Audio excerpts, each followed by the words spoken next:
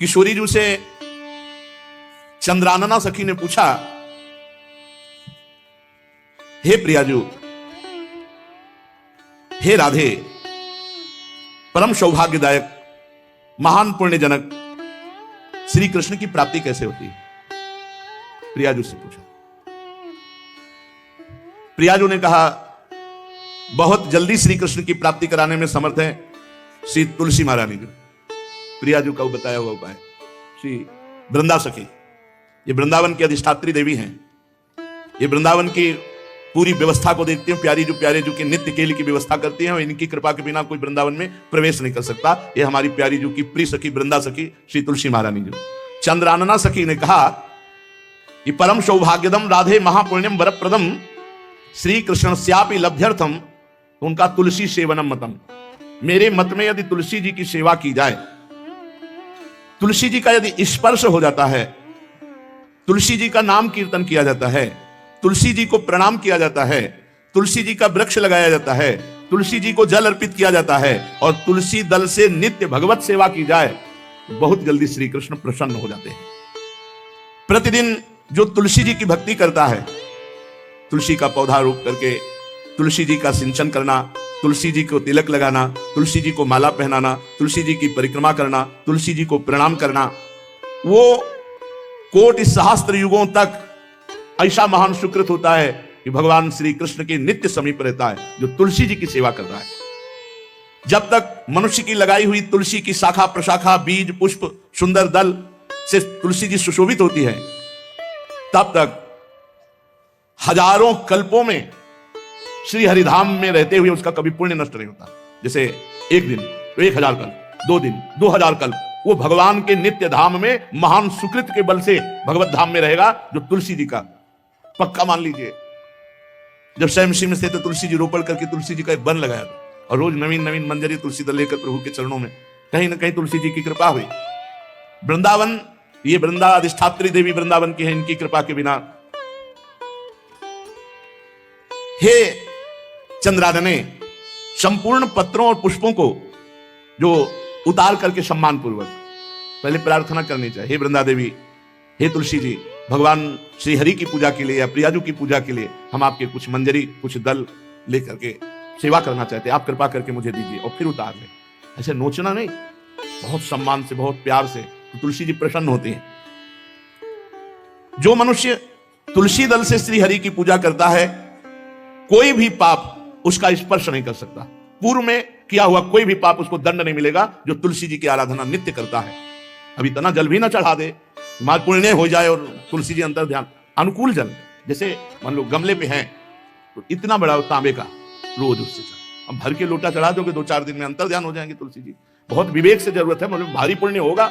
अब इतना बड़ा लोटा रोज जल चढ़ाओगे तो 2-4 दिन में पीली होकर अंतर ध्यान हो जाएंगे। इतना जल, अनुकूल जल चाहिए, एक तांबे का छोटा सा लिया, ऐसे रोज डालो, उसमें कोई फर्क नहीं, और गमला उठाकर धूप में विराजमान करो। सेवा का मतलब क्या है? जो तुलसी जी को जल अर्पित करके तुलसी जी की सेवा करता है, हरि चिंतन करता है, कभी कोई पाप उसका स्पर्श नहीं कर सकता। 100 भार सोना, 400 भार चांदी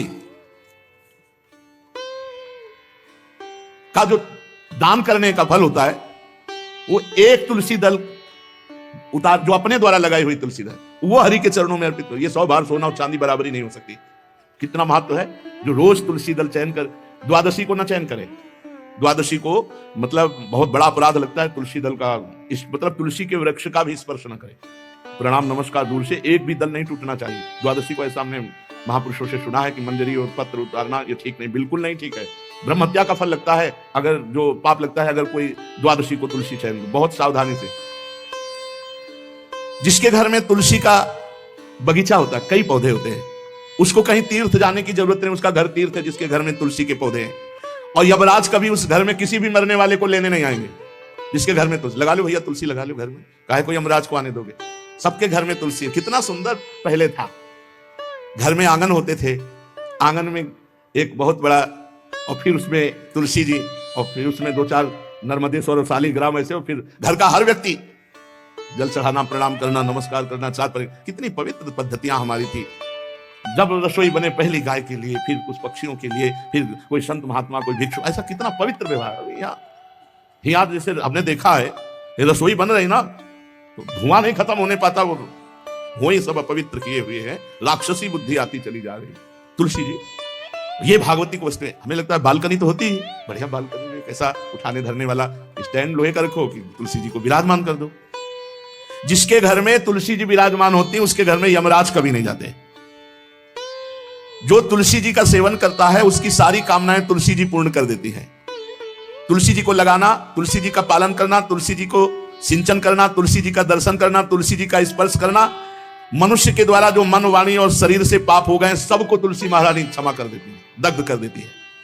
पुष्कर आदि तीर्थ, गंगा आदि परम पावन नदियां, ये सब जो स्नान आदि अवगाहन आदि करने का फल देते हैं, वो केवल तुलसी जी घर में विराजमान है उसको फल मिल जाएगा। कितने बढ़िया। जो तुलसी जी की नवीन मंजरी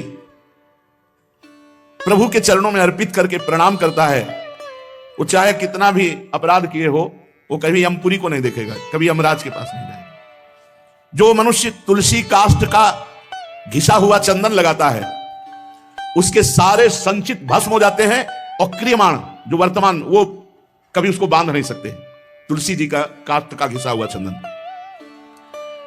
जिसके घर में तुलसी की छाया होती है वहां पितरों को अपने आप कल्याण प्राप्त हो जाता है। जो श्राद्ध करने से लाभ मिलता है पितरों को, घर में तुलसी लगा के जो तुलसी की छाया और बड़ा वृक्ष, पितरों को तृप्ति मिलती है। चतुर्भुज ब्रह्मा जी सारंग धनवा श्री हरि के महामहिम स्वरूप की अनुभूति करने के लिए भी कहा है कि तुलसी जी का महान महात्मा है, अगर तुलसी जी का सेवन करे तो भगवान श्री हरि की महिमा को जान जाएगा।